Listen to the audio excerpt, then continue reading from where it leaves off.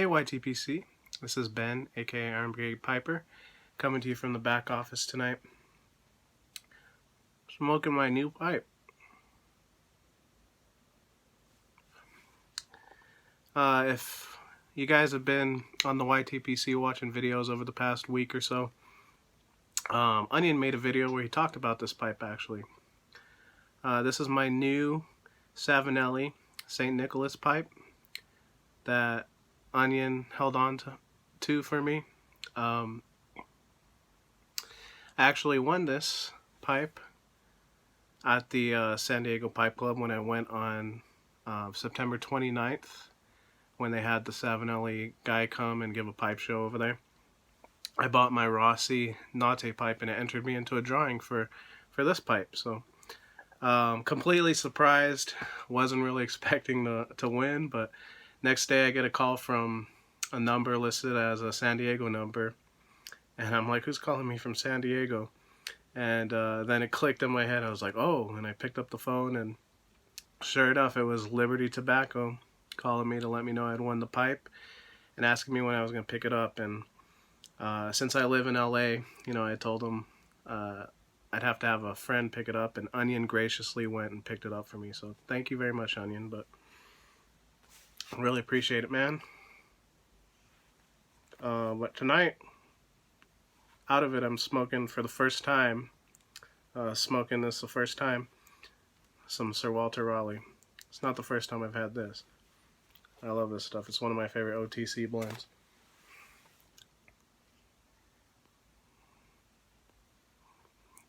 Great pipe, man. So far, it's been smoking great.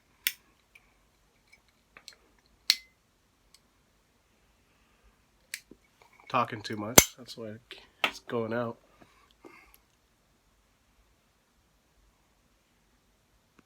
So hard to keep your pipe lit when you're doing a video, right, guys? And chatting away. But had a great pipe club this past Sunday. Me and my buddy Ray went, took the trip down to San Diego this past Sunday. And it was awesome, man. Good group of guys there. We got to chat with Onion a lot and read Bender Bud. And Grateful Dog was there, Sebastian. Just had a great time, man. And one of the cool things that happened at the Pipe Club, which was completely unexpected, was that we got a free gift. And it was a special gift, actually. Very special gift. I don't know how many of you are familiar with Chip Kushner. Apparently he used to work for smokingpipes.com. I'm not too familiar with him because I'm newer to the piping community. But apparently he was pretty well known. And I don't know if he knew someone at the San Diego Pipe Club or he had connections with the Pipe Club there. But what happened was the director from smokingpipes.com sent a box of Chip's smoking paraphernalia. And Chip, for those of you who don't know, he recently passed away, unfortunately. And he wrote a letter to us at the Pipe Club, and he said that in that box was, some of Chip's things that he had owned, pipe related paraphernalia, and that they were sending it to, I think it was the president of the Pipe Club, Jim Vitale. He's the one who brought it. They sent it to Jim, and they wanted him to distribute the items however he saw fit. So Jim had us read the note, and he basically had each of us choose one item from the box. And I chose this. Chose this tamper. Beautiful little tamper with a pick at the end. But I just thought, what a wonderful way to honor and remember one of our fallen brothers, in the piping community. I didn't know Chip that well, but I know that every time I pick up that tamper, he's going to pop into my head. So Chip will be remembered, I thought it was awesome. So that was a cool thing that happened at Pipe Club. But another thing that was cool, I was chatting with Reed Bender Bud over there. A lot of you guys may know him. He's on the YTPC. He doesn't do videos, but he does comment a lot on videos. And he was giving out this book to let someone borrow this book titled Sea Stories by Admiral William H. McRaven. And me being a history buff, and particularly military history, that's my forte, that's my passion. I love anything military history. I jumped on it, man. So he graciously let me borrow that book. Looking forward to reading it. I haven't started it yet, but I'm probably going to tear through that thing.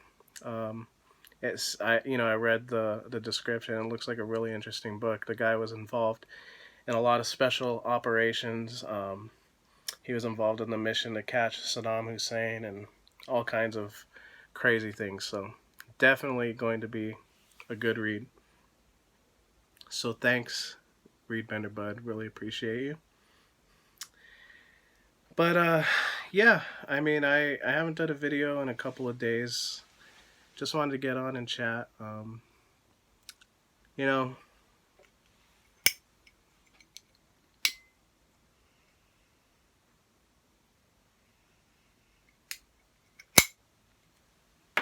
Smurfinelli, wanted to mention him. Saw his video that he did yesterday, I think.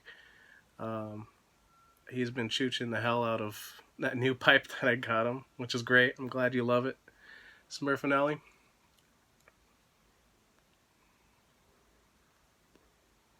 But Matt went ahead and named the pipe after me. So, Matt, I guess I'm honored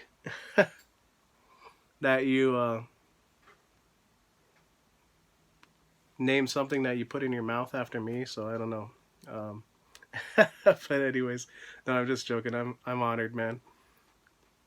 Big Ben was actually my nickname growing up, and they still call me Big Ben.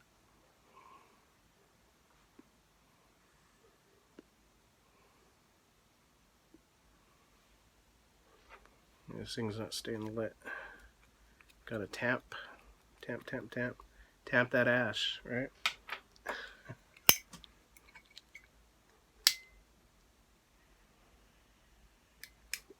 You know, I gotta get me a t-shirt with that on it. Tamp that ash. That would be awesome.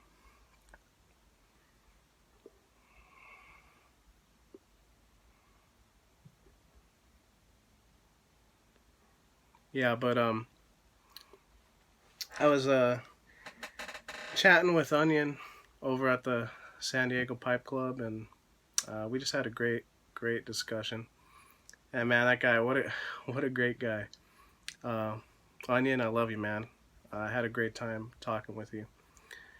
But he got me thinking. I was telling him about my trip to Gettysburg when I used to do reenacting, and I went to Gettysburg, Pennsylvania, and I was part of the 145th reenactment there, the anniversary.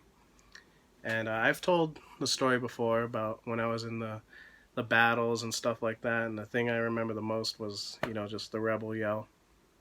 You could hear it above every other sound, just the sound of the cannons and the muskets. But we were talking about another interesting thing that happened to me when I went over there. In between the battles and the events, me and my buddy Bill, I went with one of my buddies from the California reenacting group here. We went and took a trip over to the actual battlefield where the battle actually took place, because you don't do the reenactment on the actual place where the battle took place, because it's a national park, you know. So but we went and visited, and we were looking for the spot. It's called Herbst's Woods. That's the spot where the Iron Brigade made its famous last stand. You know, that's kind of the place where the Iron Brigade sacrificed itself to, you know, cover the withdrawal of the Union Army on the first day. And I was telling me and my buddy, we we're around the general area. We knew we were close, right? Because there's this place called, it's a landmark called the, um, there's a theological seminary there, and Seminary Hill right there. And we knew we were close, but we couldn't find it. And we're walking down this paved path, and it was early in the morning too. It was probably like probably 7 in the morning or something like that. And we see this man running towards us for his morning jog. He was one of the locals that lived in Gettysburg. And he saw us, and he could tell we were lost. So he stopped and he saw our uniforms, because we were in our uniforms. And he's like, "Hey, you guys are Iron Brigade, right?" And we're like, "Yeah, yeah." And he's like, "You guys lost? What you looking for?" And we told him we're looking for Herbst Woods and McPherson's farm. That's the area where the Iron Brigade fought, and we're trying to go there to check it out, and this little smile came across his face, right? And he's like, "Oh, well, you're in luck." He's like, "I'm Mr. McPherson." And the guy ended up being like the great, great, great, great grandson or something like that of the McPherson that owned the farm and the woods that the Iron Brigade fought around on the first day of the battle back in 1863. So he ended up taking us over there and walking us over there. Kind of gave us a little mini tour, showed us where the woods was and the farm, and pointed out and explained like in detail the events that occurred there, because he was actually really really knowledgeable about it. But it was just awesome, man. We got kind of a personalized tour. And he left and he went off on his run. But I remember just the experience, man. What an experience. We were standing there, me and my buddy Bill.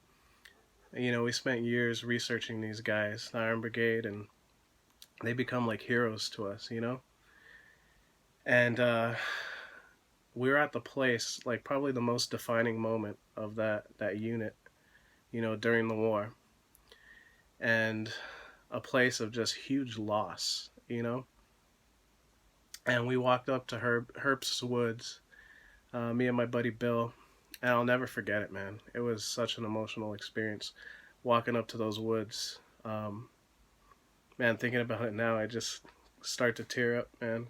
And I had Onion crying over there too. Actually, I was tearing up too while I was telling the story. I think it's because Onion makes people cry, like Matt says. But we walked up to the woods, man, and you look on the trees, the tree trunks, and you could still see bullet holes just pockmarking the trees all across. And man, when I saw that,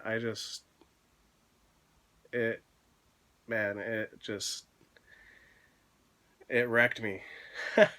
Me and my buddy Bill, he just walked up. I'll never forget. He walked up to one of the trees and he put his hand on the tree and just bowed his head. And man, we just stood there and soaked it in. I mean, the Iron Brigade that day, the first day of the battle, they went in with about 1,883 men, and after that first day, I believe 61% of them had become casualties. Man, can you imagine that?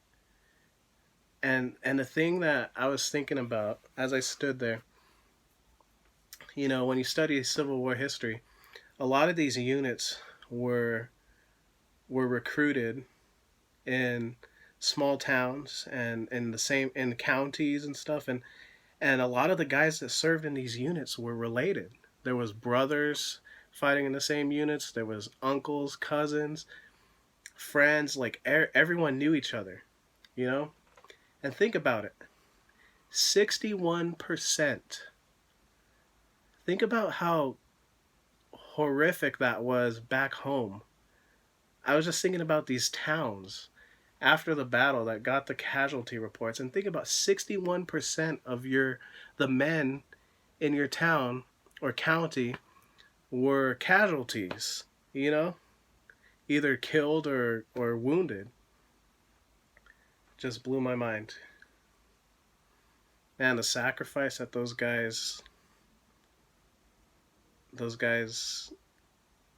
went through and gave, and man, it was a desperate thing. It was, if you study the Battle of Gettysburg, it was probably one of the most desperately and hotly contested battles in the Civil War because um, both sides knew the the significance of that battle. It could have won the war for both sides, man. It could have lost. It could have lost it for the Union because public support was so low at that point, and if they would have lost at Gettysburg, who knows? Abraham Lincoln could have had to negotiate terms with the Confederacy, and it ended up being the turning point in the war for the Union, um, in the East at least, the Eastern Theater. So yeah, it was just a amazing experience, man. We were standing on hollowed ground, guys, and I've heard stories about like these battlefields, like when that there's this like aura that hangs over them, like this aura of peace, and I don't know. And it's crazy because it's true, man. You go to these places, and there's just such a peace that hangs over the place. So, if you get a chance to go out and check out Gettysburg, definitely recommend it, man. It's a must. You know, if even if you're not into history, really, man, it was one of the defining moments of our history, our nation's history. So, but yeah, I just wanted to come on, had some thoughts I wanted to share, and went on a little rant now. So, hope everyone's having a good night. Hope you're enjoying your pipes. This is Iron Brigade Piper signing out.